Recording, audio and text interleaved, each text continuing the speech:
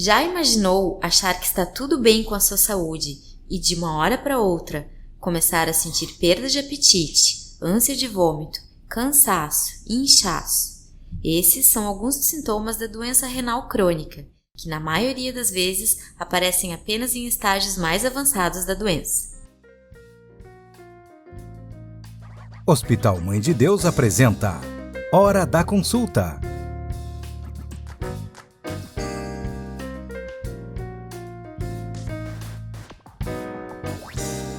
Bem-vindos ao podcast Hora da Consulta, um programa do Hospital Mãe de Deus criado para levar conhecimento e informações sobre as principais dúvidas dos nossos pacientes e da comunidade em geral. Nesse primeiro episódio, vamos falar de uma doença que não dá sinais e por isso merece muita atenção para a prevenção precoce, a doença renal crônica. Para tirarmos todas as nossas dúvidas, convidamos a doutora Fabiane Palage, nefrologista do Corpo Clínico do Hospital Mãe de Deus, formada pela Universidade Federal de Santa Maria, com residência médica em Medicina Interna pelo Hospital Pompeia e em Nefrologia pelo Hospital de Clínica de Porto Alegre, e ainda com formação em transplante renal. Bem-vinda, doutora! Olá, tudo bem?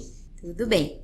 Então, para a gente começar, vamos explicar para quem está nos ouvindo o que é a doença renal crônica e por que a gente escolheu hoje, dia 12 de março, para fazer o lançamento do nosso podcast. Bom, então, hoje é um dia muito importante para nós da nefrologia, tanto por ser o Dia Mundial do Rim, como por ser o Dia do Nefrologista, né? A gente comemora hoje, então, esses dois marcos aí da nefrologia.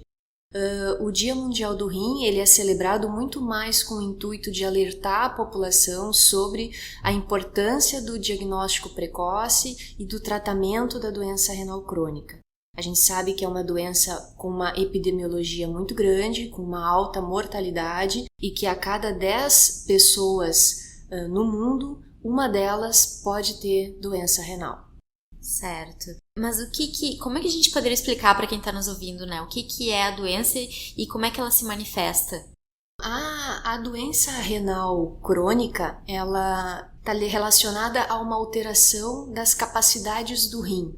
Então, eu acho que talvez a gente entender um pouquinho do que o rim faz, para que ele serve. Certo. Né? O rim tem a função de filtração do nosso organismo, eliminando substâncias que são tóxicas para nós e muitas delas até relacionadas a outros órgãos, a depuração de outros órgãos. E além dessa filtração, ele tem o papel de controlar todo o metabolismo da água e do sódio do nosso organismo. Uhum. Além disso, ele tem também, além de tudo, uma função hormonal. O rim também é responsável pela produção de hormônios que regulam muito de algumas funções que são super importantes para o nosso organismo. Certo. E quais são os principais sintomas, então, da doença renal? A doença renal, ela costuma causar sintomas já numa fase bastante avançada. Ela pode apresentar tanto anemia, cansaço, fraqueza, falta de ar, indisposição, perda do apetite, o paciente vai começar a emagrecer porque não consegue comer. E em fases mais avançadas, a alteração da urina, pode aparecer espuma na urina, sangue na urina e até mesmo a redução do volume de urina, também junto com isso com o inchaço, né, o edema dos membros inferiores principalmente e até de outras partes do corpo, o rosto pode ficar inchado também. Certo. E por que demora tanto para aparecer? Por que os sintomas demoram tanto para aparecer? Os rins, eles são muito inteligentes e muito trabalhadores. Eu costumo brincar com os pacientes no consultório falando sobre isso. Nós temos uma unidade funcional do rim que é exatamente esse filtro, que é o néfron, por isso nefrologista. Né? Então são mais de 1 milhão de néfrons que têm essa função, é eles que fazem tudo lá dentro do nosso rim. Quando o néfron para de funcionar adequadamente, é o momento em que começam os sintomas. Mas como eles são muitos e eles são extremamente trabalhadores e compostos por células muito específicas e especializadas em cada parte dele, acaba que eles vão fazer com que a pessoa sinta esses sintomas já numa situação em que eles já estão bastante exauridos e que realmente eles não estão mais conseguindo dar conta do recado. A doença renal ela se classifica em 5 fases, muitas vezes os sintomas vão aparecer lá da fase 4 para 5 da doença renal, em que a estimativa de função do rim está em torno aí de menos de 30%, já perto dos 15%, 10%. Bom, geralmente as pessoas vão ao médico e procuram fazer exames quando estão sentindo, quando tem os sintomas, né? Então, nesse caso, como é que a gente pode orientar as pessoas, né, para a prevenção precoce, já que elas não vão estar sentindo, né? É uma coisa que a Sociedade Brasileira de Nefrologia põe no seu site, assim, que era uma das ideias como frase aí para o Dia Mundial do Rim, no seu exame de rotina, dose a sua creatinina, né? Só para ficar um lembretinho fácil. E o que é a creatinina, né, para quem está nos ouvindo aí? A creatinina é um metabólito dos músculos, da nossa musculatura. Ela é degradada no rim e ela deve ser eliminada pelo rim. Então, tudo de creatinina que o músculo libera, ela deveria sair na urina. Ela sai na urina, quase 100%. Então, o que fica, o que é reabsorvido e fica na circulação é mínimo, é muito baixinho. Se nós formos usar a creatinina no xixi, na urina, ela é altíssima, porque é isso que tem que acontecer. O rim vai lá na sua função de filtro e elimina a creatinina. Só que quando o rim perde função, ele perde essa capacidade de filtragem e acaba acumulando creatinina. Então, uma das maneiras de a gente saber que o rim não está bem é dosar um exame de sangue com creatinina e ela estar alterada. Se ela estiver aumentada, é um sinal de que o rim não está eliminando como deveria na urina e ela está acumulando no organismo. Então, a orientação é sempre que for fazer check-ups de revisão, se atentar... O seu exame de rotina, dose uma creatinina. Além disso, né, a creatinina é um exame ridículo de barato, é muito simples, qualquer laboratório faz, fica pronto no mesmo dia da coleta, é super, super simples mesmo. Mas um outro exame que também faz parte é o exame de urina, né? E que não dói, não tem nem a picada da creatinina, mas eles se complementam. É importante que o paciente tanto dose a creatinina quanto colete um exame de urina. O exame de urina ele não serve apenas para se fazer o diagnóstico de infecção urinária, como a maioria das pessoas pensa. Um exame de urina ele nos dá a informação se o paciente está perdendo proteínas, se ele está perdendo sangue, se ele tem algum processo inflamatório dentro do rim, também vai aparecer por ali. Então ele é muito importante para que a gente consiga fazer um diagnóstico precoce da doença renal. Esses 2 exames eles são fundamentais. O conceito de doença renal crônica ele é baseado já desde pequenas alterações renais. Se o paciente tem proteinúria, por exemplo, tem lá no exame de urina perda de proteína, mas ainda a creatinina normal, se isso é um achado que está contemplado há mais de 3 meses, já é critério de doença renal crônica, mesmo com creatinina normal. Então, por isso que um complementa o outro. E o que a gente pode fazer para evitar, né? Existem meios aí de prevenir a doença renal? Basicamente são hábitos saudáveis de vida, né? Não fumar, não beber, evitar a obesidade e controlar doenças sistêmicas que possam acometer os rins. Evitar drogas ilícitas, mas também medicamentos que podem acometer os rins, como os anti-inflamatórios, que acometem severamente a função renal, e também alguns exames que necessitam de meios de contraste, que para alguns pacientes pode ser bastante prejudicial na sua função. E falando em tratamento, então, doutora Fabiane, quais são os tipos de tratamento para quem não conseguir detectar precocemente, né, e já tiver que entrar em fase de tratamento? O principal tratamento é a prevenção, eu diria, né, que conseguindo prevenir a doença, ou pelo menos o paciente conseguir ter o seu diagnóstico de uma forma precoce, é o melhor momento para ele ser tratado. A doença renal, ela pode ter uma evolução crônica e evoluir com o esgotamento da função renal a longo prazo, mas ela também pode se manifestar, ter uma causa definida, essa causa ser tratada e o paciente voltar a ter o rim funcionando normalmente. O importante é que ela seja sempre diagnosticada na fase mais precoce possível. A principal causa de doença renal crônica no mundo, e o Brasil não é diferente, é diabetes e hipertensão. São as duas doenças que mais acometem os rins. Então, principalmente pacientes diabéticos e hipertensos, eles têm que ter uma atenção especial para a sua função renal. Porque o primeiro mecanismo de alteração da função do rim, por exemplo, no diabético, é uma alteração da filtração. E isso a gente consegue detectar por um exame de urina. Super simples. E já é o primeiro estágio da doença renal do diabético. Então, controlar muito bem a glicemia, controlar muito bem a pressão, faz parte aí já do tratamento inicial. Mas é claro que muitas vezes o paciente não teve essa oportunidade de ter o diagnóstico precoce e acaba já chegando às vezes numa fase mais avançada, em que não se consegue mais às vezes descobrir o porquê que o rim está já numa situação já de estágio 4 ou 5 da doença renal. Ele já evoluiu com tanta alteração crônica que não é mais possível da gente identificar. Ou ele é um diabético de muitos anos e a gente sabe que é a evolução da nefropatia diabética mesmo.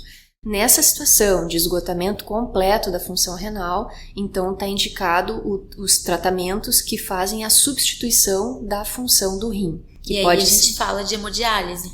Isso, a hemodiálise é uma das 3 modalidades de substituição ao rim. Nós temos a hemodiálise, a diálise peritoneal e o transplante renal.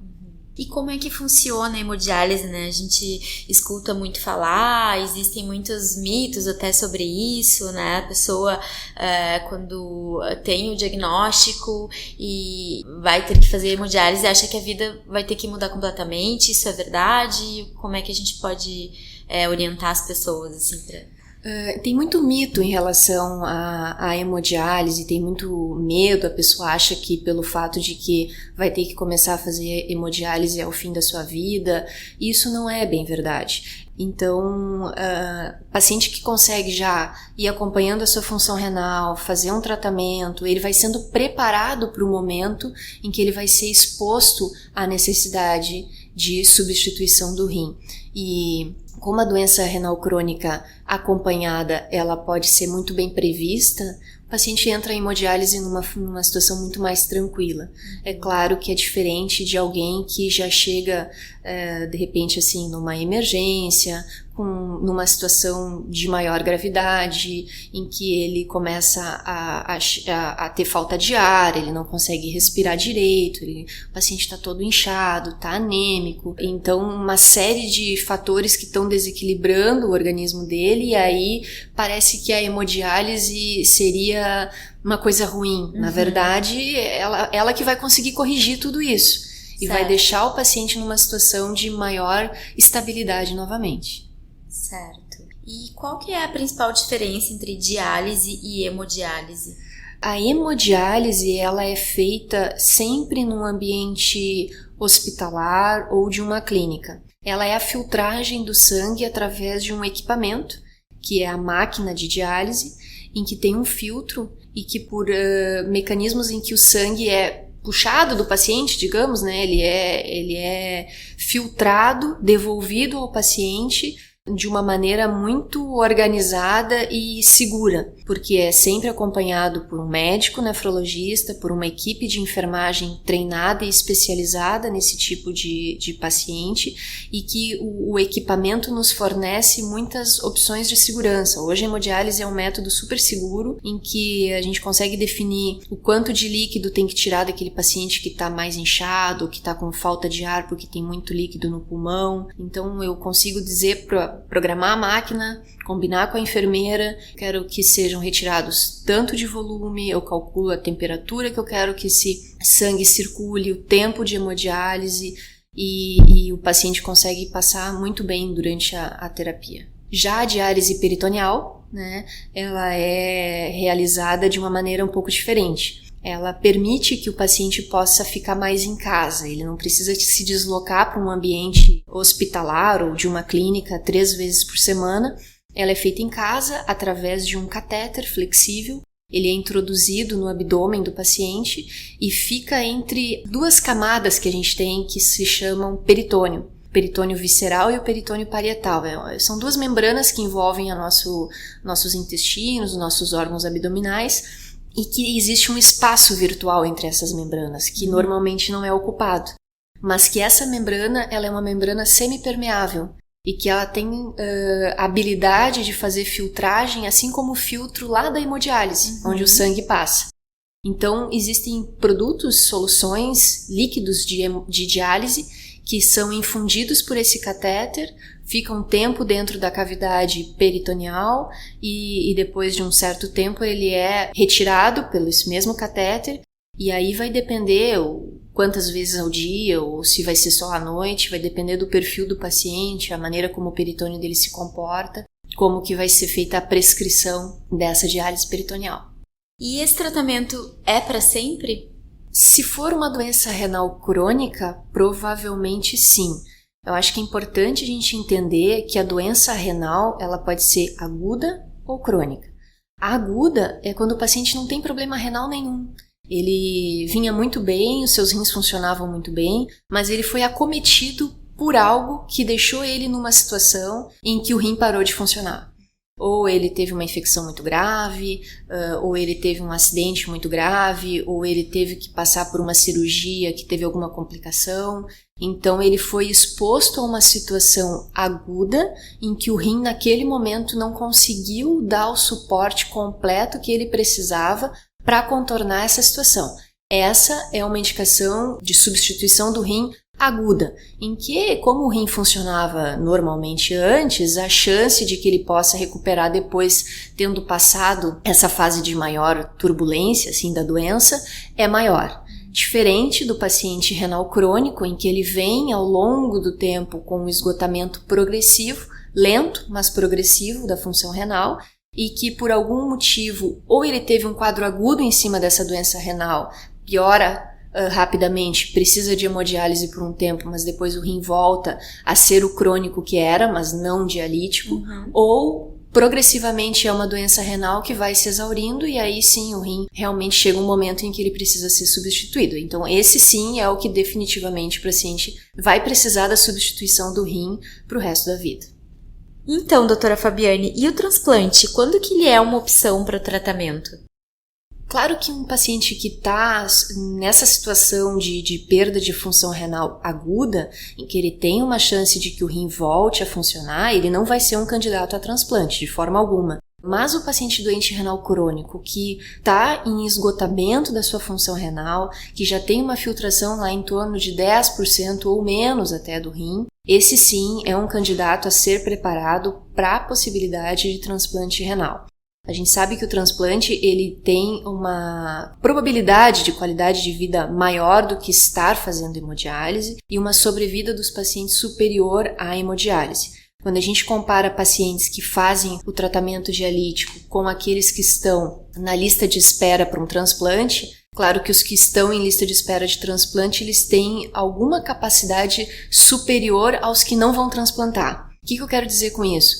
Que na população total de doentes renais em terapia de substituição renal, muitos não são candidatos a fazer o transplante, porque eles não têm condição clínica, eles não têm função cardíaca suficiente para superar uma cirurgia ou eles têm uma doença grave que faça com que o transplante vai acabar não sendo uma boa opção a longo prazo. Mas entre os pacientes que têm essa condição de serem transplantados, quando a gente compara eles com os pacientes que foram realmente transplantados, os transplantados eles têm uma sobrevida maior. Então o transplante é sim uma opção, não é uma opção para todos, mas é uma opção que sempre tem que ser pensada, porque se for possível, ela é uma boa opção para o paciente. Quais são os tipos de hemodiálise?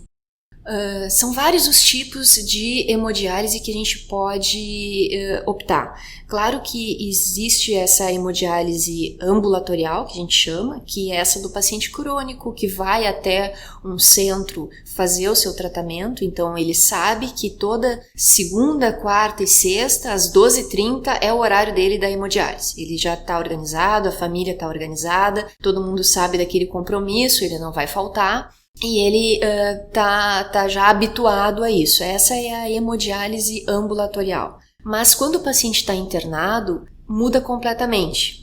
Claro que tanto o paciente pode estar internado numa situação não grave, aí a hemodiálise dele pode ser muito parecida com essa ambulatorial, mas ele também pode estar numa situação de mais instabilidade, em que nessa situação a hemodiálise ela pode ser parecida com a ambulatorial, mas às vezes com um tempo maior de duração, para ela ser menos potente ou menos agressiva, digamos assim. Então, ao invés de 4 horas, o paciente faz 6, 8, até 12 horas de hemodiálise. Mas, em algumas situações, o paciente pode estar num ambiente de terapia intensiva, precisando de ventilação mecânica, às vezes com alguma alteração neurológica grave ou com uma necessidade de medicação em dose alta para manter a pressão arterial adequada. E aí, nessa situação, a gente lança a mão da hemodiálise contínua, em que é uma hemodiálise lenta, mas que fica continuamente filtrando ali as impurezas, as toxinas, o excesso de água que está relacionada a essa situação mais grave. Então, a hemodiálise contínua, o paciente fica 24 horas, ele fica 2, 3, uma semana de tempo fazendo o tratamento. É uma decisão muito individualizada, vai depender de cada caso. É uma decisão tomada baseada no dia, na beira do leito, em como que cada paciente está e muito personalizada. O Hospital Mãe de Deus ele dispõe de todas essas modalidades e nós estamos bastante habituados a tomar essa decisão. Às vezes de manhã a gente decide que o paciente tem uma condição, por algum motivo, pelo não controle da infecção, pela gravidade do quadro, pode ser que à tarde a gente já está querendo fazer um tratamento que seja ainda mais personalizado e adequado à nova situação de gravidade do doente. Sim, até por ter chegado já num estágio da doença num nível muito avançado, né? Mas isso também está muito relacionado ao quadro agudo. Né? O paciente agudo é o paciente que a gente mais tem na CTI, que é o paciente que, na verdade, ocupa aí 25% dos casos da CTI são de insuficiência renal aguda, que é esse paciente que não tinha doença, mas que está uma septicemia, né, uma infecção generalizada, ou sofreu um trauma muito grave, uma cirurgia de grande porte, que o rim não está dando conta do recado e ele precisa substituir de alguma forma. É claro que se o doente já tem uma perda de função renal crônica, ele está ainda mais exposto a essa situação. Então, a chance dele precisar desse tipo de tratamento é maior do que alguém que não tivesse problema nenhum.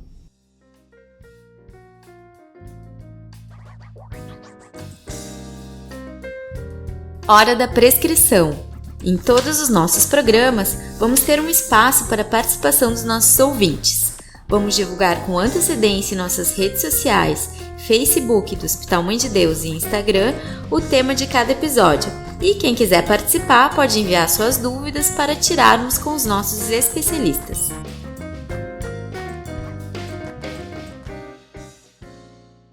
Para começar, trazemos um questionamento muito comum nos consultórios. Beber 2 litros de água por dia contribui para a prevenção das doenças renais? Essa é uma pergunta muito frequente e que muitos pacientes não querem ouvir a resposta, porque é um compromisso, né?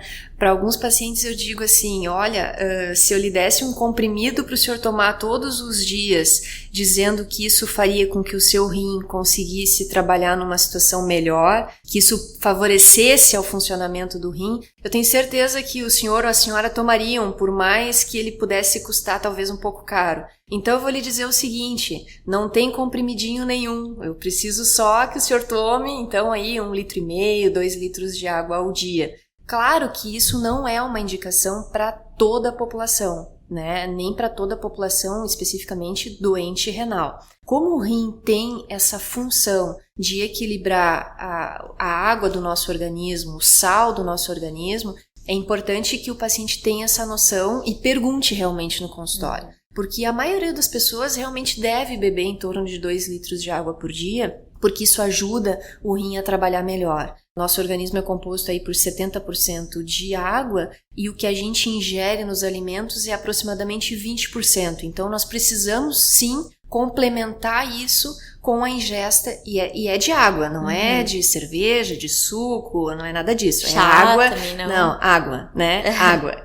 Mas, claro que Como o paciente pode ser que esteja numa situação já mais avançada de perda de função renal, se ele já está de um estágio 3, 4 ou 5, eventualmente o rim dele nos estágios mais avançados pode já não estar conseguindo mais fazer esse equilíbrio da água, que é uma das funções do rim.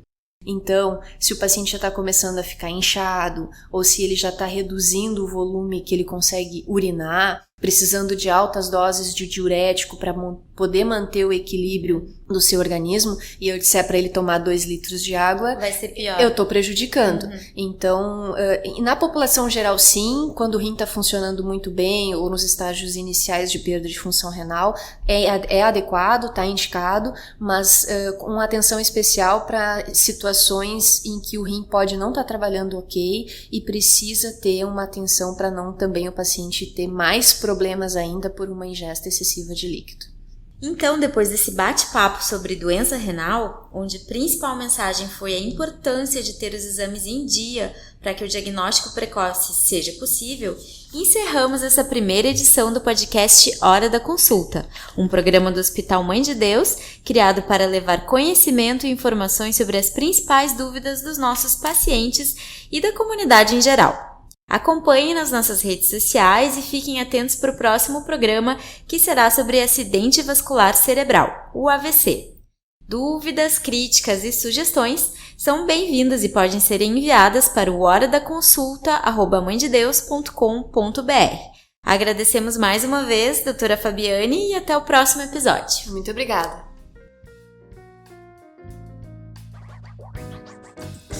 Você ouviu Hora da Consulta, oferecido por Hospital Mãe de Deus.